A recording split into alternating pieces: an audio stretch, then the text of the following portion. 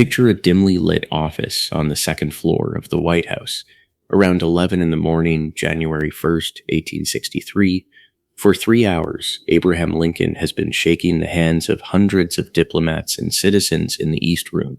His right arm is so swollen that his fingers tremble uncontrollably as he picks up his steel-nibbed dip pen. He pauses, dips the pen into black ink, and whispers to his Secretary of State, "I never in my life felt more certain that I was doing right than I do in signing this paper." Most of us were taught a comforting fairy tale about this moment. School textbooks often present emancipation as a clean moral triumph, the story of a benevolent president who signed a parchment and set 4 million people free. But that story is incomplete. The destruction of slavery was a chaotic crisis, forced by military desperation, constitutional deadlock, and the dangerous self-emancipation of hundreds of thousands of refugees who voted with their feet. To understand the weight of that signature, you have to look at the financial citadel protecting slavery in 1860. This wasn't a fading feudal relic. It was a booming, highly sophisticated global powerhouse. Nearly 4 million people were held as property across 15 states, generating 60% of the world's supply of raw cotton, the equivalent of crude oil.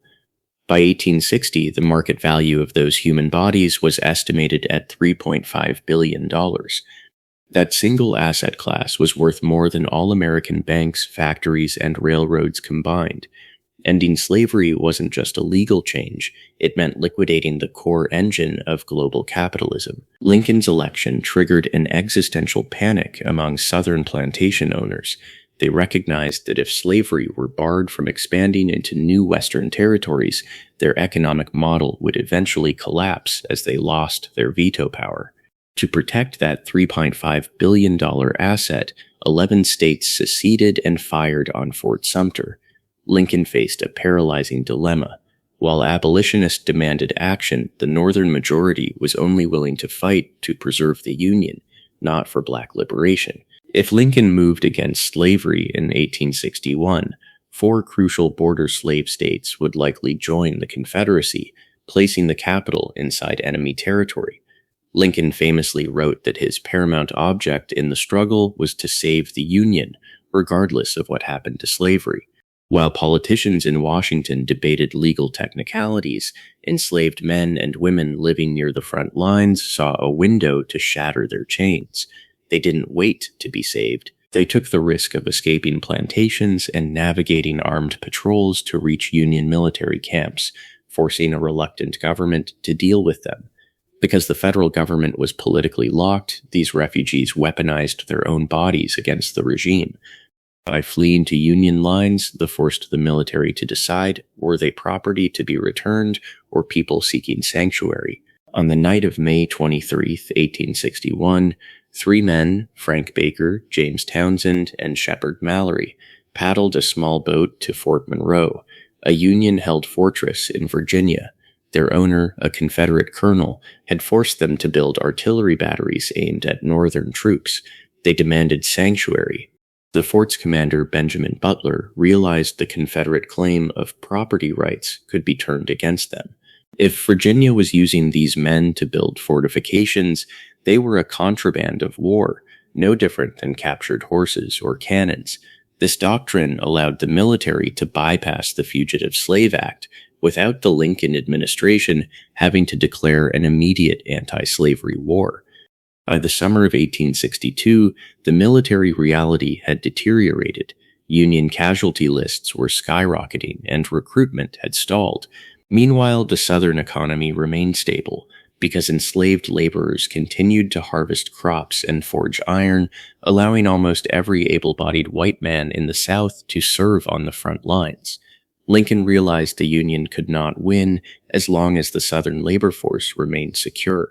To save the Republic, he had to physically strip the Confederacy of its logistical spine. Emancipation was no longer a question of philosophy. It was a strategic mandate to ensure military survival. Linking the war to abolition also solved a massive geopolitical problem. By making the conflict a battle for freedom, Lincoln made it politically impossible for Great Britain or France to intervene. No European government could justify siding with a slaveholding republic without facing a massive domestic backlash from their own citizens.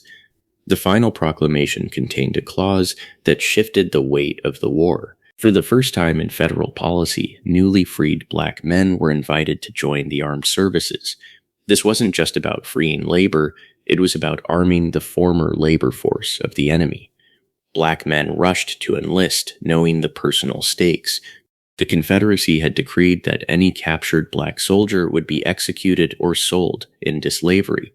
Yet by the end of the war, nearly 200,000 black men had served in the Union military. They became what Lincoln called the heavy end of the lever, the physical force that broke the rebel machine. But the proclamation was a wartime executive order. Leaders feared that once peace returned, Southern courts would rule that war powers had expired, potentially forcing millions back into bondage. To make freedom permanent, it had to be written into the Constitution itself. Passing the 13th Amendment required a 2/3 supermajority in a deeply divided House.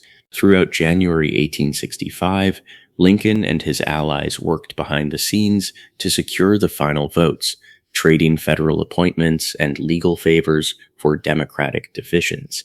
It passed by a razor-thin margin of just 2 votes.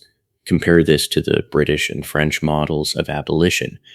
In those nations, governments borrowed billions to pay off slaveholders for their loss of property. In the American model, the government offered no such buyout. The 13th Amendment resulted in the legal erasure of $3.5 billion in property without a single dime of federal compensation paid to enslavers. It remains the largest expropriation of private wealth in Western history. For 3 centuries, slavery had systematically torn families apart. When freedom arrived, hundreds of thousands of people walked the dusty roads of the South just to search for their kin. They spent years placing newspaper ads asking for children or spouses sold away decades earlier. Freedom wasn't just a legal status, it was a desperate effort to stitch human dignity back together. But even this breakthrough had a flaw. Buried inside the 13th Amendment was an exception clause that allowed slavery as a punishment for crime. Southern states immediately weaponized this loophole. They passed the Black Codes, criminalizing minor offenses like standing on a street corner or changing jobs without permission. Thousands of black men were arrested, handed fines they couldn't pay, and leased out to private corporations. The legal contract of slavery wasn't fully erased. It was transferred from private owners to the state. This period demonstrated that a constitutional victory is only the beginning. It can be hollowed out by local laws designed to preserve the old power structure under a new name. The system collapsed because of decades of pressure. Leaders like Frederick Douglass relentlessly pushed the government to recognize that a war to preserve the Union was hollow, unless it also destroyed the institution that caused the divide. Years before the first cannon fired, violent escalations had already made the collision inevitable. John Brown's raid on Harper's Ferry proved that the political truce was dead. Southern elites became convinced that the North was actively funding armed slave uprisings, hardening their resolve to leave the Union. There was a brief moment where freedom felt physical. In 1865, thousands of families settled on 40 acres and a mule, land reserved for them in Georgia and South Carolina. But after Lincoln's assassination, that land was revoked and returned to former enslavers, stripping away the economic foundation of independence. The decision that ended slavery wasn't a gift from the top down. It was a chain of choices made under extreme pressure. Enslaved people chose to run, soldiers chose to fight, and leaders finally chose to act. They proved that even the most powerful multi-billion-dollar asset class can be brought to its knees when people decide to resist and force the machinery of state to change.